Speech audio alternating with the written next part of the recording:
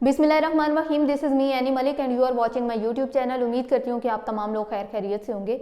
अच्छा जी, एक बड़ी खबर सुनने को आ रही है और बड़ी खबर ये है कि परवेज़ इलाही साहब ने जो है वो पीटीआई में शमूलियत का ऐलान कर दिया है। पीटीआई में शमूलियत उन्होंने इख्तियार कर ली है और मरकज़ी क़यादत बड़ी खुशी का इजहार कर रही है और पीटीआई के जो कारकुनान हैं वो भी काफ़ी ज़्यादा जोशो खरोश में नज़र आ रहे हैं, काफ़ी ज़्यादा खुशियाँ मनाई जा रही हैं।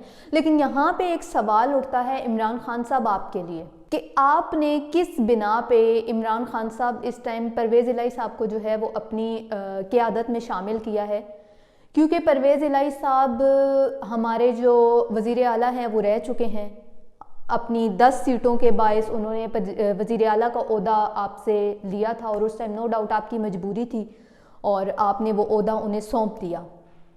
लेकिन शायद इस टाइम ये मरकज़ी क़यादत या जो चेयरमैन पीटीआई इमरान खान साहब आप ये बात भूल चुके हैं, लेकिन अवाम अभी तक नहीं भूली।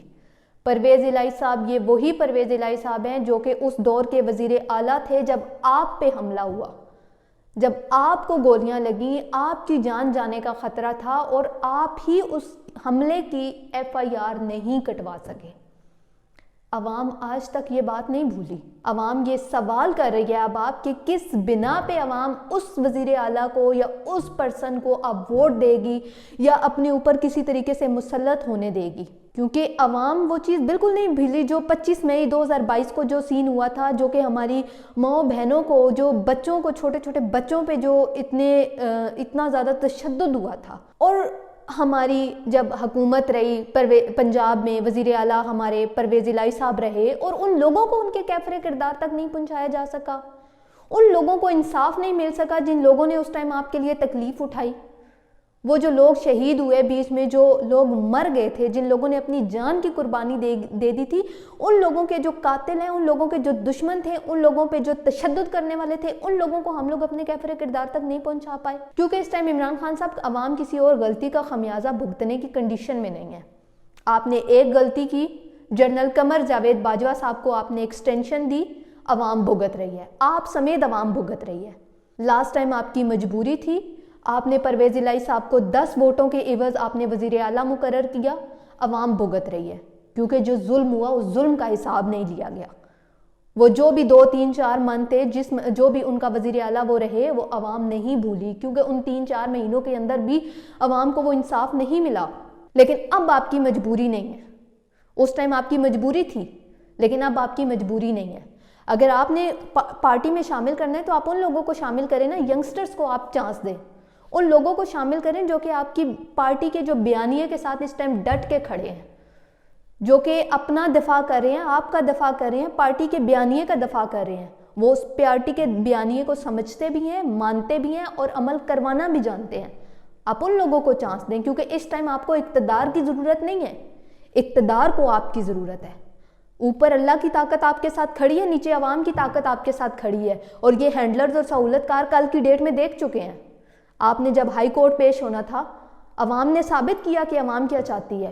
ये वो लड़ने मरने डरने वाली अवाम अब नहीं रही कि जो डर के भाग जाएगी, पुलिस, सिक्योरिटी, तशद्दुद, इन चीज़ों से शेल खा के, गोलियां खा के भाग जाएगी। वो सीन अब नहीं होगा। कल लोग देख चुके हैं। अगर तो कल खुदा न खास्ता कोई और मामला होता तो यहाँ पे देखा जाता, अवाम बताती कि हम क्या हैं, हम क्या चाहते हैं। तो इमरान खान साहब इस टाइम आपको गौर करने की ज़रूरत है। क्योंकि अगर आपने वही चीज़ें शामिल करनी है दोबारा से अपनी पार्टी में और वही घिसी पिटी हुकूमत लेनी है, तो हमें ऐसी हुकूमत नहीं चाहिए। क्योंकि अवाम इस टाइम आज़ादी चाहती है। अवाम ये नहीं चाहती कि कल को फिर आपको कोई ब्लैकमेल करे, आप उसकी बात नहीं मानते तो वो पार्टी छोड़ के चला जाए, आप उसको उसकी मर्ज़ी का ओहदा नहीं देते, उसकी मर्ज़ी की जगह उसको नहीं देते तो वो पार्टी छोड़ के चला जाए और फिर अवाम एक दोबारा से उसी खौफ और राज में मुब्तला हो जाए, उसी गम व गुस्से में दोबारा से आ जाए। क्योंकि अवाम ऑलरेडी बहुत ज़्यादा सेक्रीफाइस कर चुकी है। हम लोग मज़ीद अब गलतियों की गुंजाइश नहीं रखते। मज़ीद हम लोग इस कंडीशन में नहीं है कि ये सब हम मज़ीद भुगतें।